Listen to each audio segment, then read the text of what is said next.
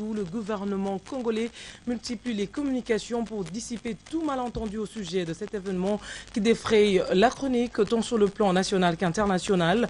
La dernière communication en date est celle tenue à l'intention des ambassadeurs et autres chefs de mission accrédités en RDC. C'était ce lundi au Salon Rouge du ministère des Affaires étrangères. Suivez un extrait de cette communication lu par le ministre de la Justice, Alexis Tambwe-Mwamba. Je ne parlerai pas de fosse commune, parce que fosse commune suppose exécution, massacre, charnier. J'utiliserai le terme de tombe commune. Oui ou non, y a-t-il une tombe commune à Maloko? La réponse est oui. Combien de personnes sont enterrées dans cette tombe commune? La réponse est 421 personnes. Pour quelles raisons a-t-on enterré nuitamment? Pour une raison très simple. Ces enterrements en tombe commune se font régulièrement et je vais vous donner les statistiques. Et les dernières fois que ces enterrements ont eu lieu, les agents commis à cette mission ont été agressés par les populations environnantes. Qui sont enterrés dans la fosse commune, la tombe commune de Maloko? Les statistiques fournies par la morgue centrale sont ici et je vais vous les communiquer. Comment procède-t-on?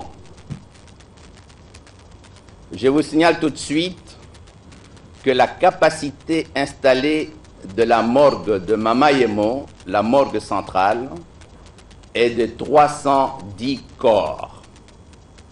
La morgue centrale de Mamayemo reçoit tous les corps qui ont passé un certain temps dans toutes les formations médicales de Kinshasa. Et en économie, la Troïka stratégique ce lundi 13 avril a examiné et approuvé la taxe sur la consommation de l'électricité pour la ville de Kinshasa. Un tour d'horizon sur la situation économique sur le plan national et international était au menu. L'euro s'est échangé à 1,06 contre 1,09 la semaine passée, d'où le raffermissement du dollar par rapport à l'euro. La parité franc-congolais-dollar est restée stable au marché interbancaire, soit 923 francs congolais le dollar contre 923 francs congolais au marché parallèle. Souziki Biraoumari. Les membres de la Troïka stratégique ont passé en revue la situation économique sur le plan national et international. Autour du Premier ministre Matata Ponyo, le staff de la Troïka stratégique a expliqué que selon la directrice générale du FMI, Christine Lagarde, la croissance connaît un ralentissement, d'où sa demande d'élargir les possibilités d'accès aux ressources économiques à un plus grand nombre des pays. Le dollar continue à se raffermir par rapport à l'euro et sur le plan national, la croissance reste à 9,5. Parmi les dossiers examinés, celui de l'électricité concernant la taxe sur la consommation a été approuvé. Et pour ce qui est des céréales, il y a une baisse générale, s'agissant du riz, du blé, et tout comme du maïs. Pour ce qui est de l'économie nationale, il s'observe que la croissance reste toujours de 9,5 et ceci a été confirmé par toutes les sources pour l'exercice 2014. La projection est toujours de 10,3, 10,4 selon les tendances. Pour ce qui est des dossiers spécifiques, le dossier qui a été examiné et approuvé concerne la taxe sur les consommations d'électricité pour la ville de Kinshasa en vue de renforcer l'éclairage public et les panneaux lumineux pour les adresses des avenues. La Troïka stratégique a confirmé que la paye des fonctionnaires de l'État pour le mois de mars est totalement terminée. Les efforts pour assainir le circuit de paiement ont été garantis pour s'assurer qu'il n'y a pas de réseau mafieux. Cette information maintenant, le directeur général de la SCPT entrevoit une gestion orthodoxe à la Société congolaise des postes et télécommunications en vue d'une bonne gouvernance dans cette société publique de télécommunications. Ceci après sa visite d'inspection le 10 avril dernier à Matadi dans la province du Bas-Congo où il est allé visiter les installations de la fibre optique et s'imprégner en même temps des réalités de l'opérateur public de télécommunications. Suivez. Fini le rythme de travail des salles climatisées à la SCPT. Une semaine après sa prise de fonction à la tête de la Société nationale de télécommunications, Didier Moussete a effectué une visite d'inspection à Matadi dans la province du Bas-Congo. Objectif, s'imprégner de réalités de l'opérateur public de télécommunications en RDC. À son arrivée à Matadi, Didier Moussete a d'abord présenté des civilités aux autorités politiques et locales avant d'inspecter les points relatifs à la fibre optique. Ici, le directeur général de la SCPT a eu un seul vœu, celui de voir le redressement rapide de cette entreprise publique en vue d'attirer la confiance des clients et partenaires. Nous sommes venus visiter les installations pour acquérir de notre propre yeux. Faire un point et mettre un certain nombre de travaux. Et on commencer la semaine prochaine pour réhabiliter cette liaison. Très dynamique, le numéro 1 de la SCPT a visité bien avant différents sites et bureaux de la Poste tout au long de son parcours. Visiblement, le travail est énorme. Je voudrais d'abord rendre hommage à l'excellence M. Joseph Kabila Karamé en nommant à la tête de l'entreprise non pas seulement un directeur général et un directeur général adjoint qui sont donc sous le mandat du président du conseil d'administration, mais surtout il a remplacé carrément tout le conseil d'administration. C'est un signal fort que le chef d'État a donné à tout le Congolais pour dire que nous voulons que la poste de la RDC redevienne la poste qu'elle a été d'antan. Très déterminé, Didier Moussete prône un vent nouveau à la société publique de télécommunications congolaise. Parlons à présent de la campagne médicale présidentielle. 3 sites ont été retenus dans le Katanga pour les opérations chirurgicales gratuites des malades. L'hôpital militaire de La Roachie, l'hôpital ophtalmologique de Chalina et l'hôpital Jason Sendoué reçoivent plus de 150 malades par jour. 922 personnes ont été déjà opérées et 1477 cas dans la dentisterie traitée. Joseph Kangoudia, coordonnateur de la campagne, donne le bilan à mi-parcours de la campagne présidentielle.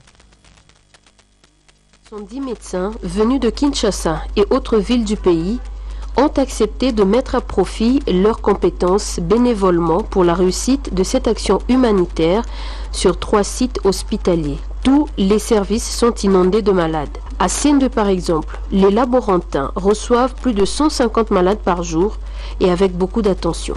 En moyenne, c'est 150 par jour, mais il arrive 2 fois on fait 200, mais on a essayé un peu limiter le nombre.